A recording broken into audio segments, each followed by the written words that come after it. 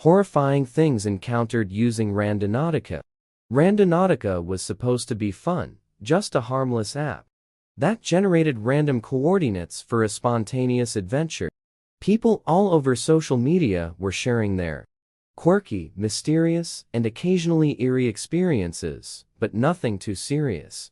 That's what my friends and I believed when we downloaded it one Friday night in late October. We had no idea we were about to encounter something truly horrifying. It was just past PM when we decided to give the app a try. We had gathered at Mason's place, a small group of college friends who were all up for some adventure. There was me, Ellie, Mason, Clara, and Jake. The air outside was crisp, a chill heralding the arrival of winter, and there was something about the night that felt charged. Maybe it was the full moon, peeking through thin, fast-moving clouds. The app asked us to set an intention before it generated a location. "What do we want to find?" Clara asked. "Something spooky," Jake said immediately, grinning. He loved horror, always the first to suggest watching a scary movie or visiting a haunted house. We all agreed. Spooky, that was our intention. We laughed, not thinking much of it, as the app processed our request. A pin appeared on the map. The location was only about 15 minutes away, deep in a patch of woods just outside of town. It seemed perfect. "Let's do this," Mason said, grabbing his jacket. We piled into Mason's car, the excitement buzzing between us. Clara sat next to me in the back seat, scrolling through her phone and reading off Reddit threads about people's Randonautica experiences. Some stories were funny, others a bit creepy, but none were particularly terrifying. This one says they found a weird old doll sitting in a tree. Clara said, her face lit by the blue glow of her screen. "Lame," Jake said. "Well, find something better. Something real." We drove for about 10 minutes before turning onto a dirt road that led into the woods. The trees were dense, their skeletal branches twisting overhead, forming a natural tunnel. The moonlight barely made it through the canopy, casting long, jagged shadows across the path. As we got closer to the coordinates, the car's GPS signal started to flicker. First, the screen dimmed, then the arrow representing our car froze, even though we were still moving. Mason frowned and tapped the screen. Nothing. The car's headlights flickered for a second, and my stomach tightened. "Maybe we should turn around," I said, trying to keep my voice light. "Come on, Ellie.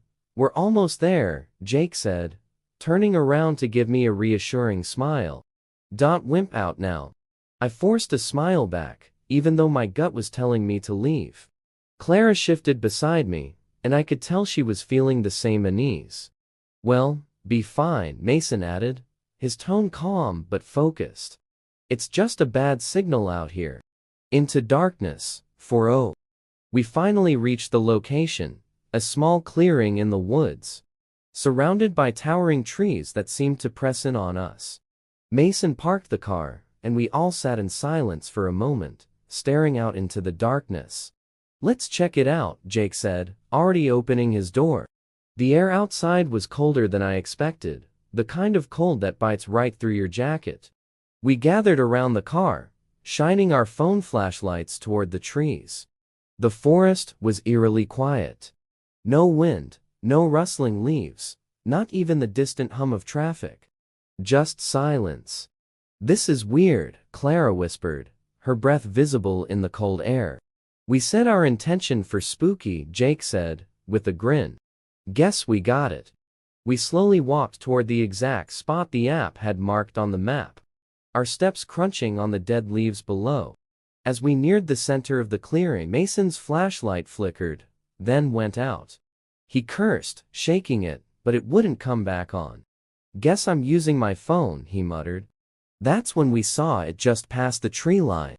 At first, it looked like a shadow, a silhouette of something standing still, almost blending in with the dark woods. But then it moved, a slow, deliberate step forward. "Is that Simeon?" Clara asked, her voice shaking. None of us answered. The figure stepped closer, and I could make out its shoppy person. But unnaturally tall, its limbs long and thin, almost too long. It moved with a strange, jerking motion, like a puppet on invisible strings. My heart was racing, and I could barely breathe. Jake, ever the skeptic, took a step toward it. "Hey, who's Arthur?" The figure didn't respond.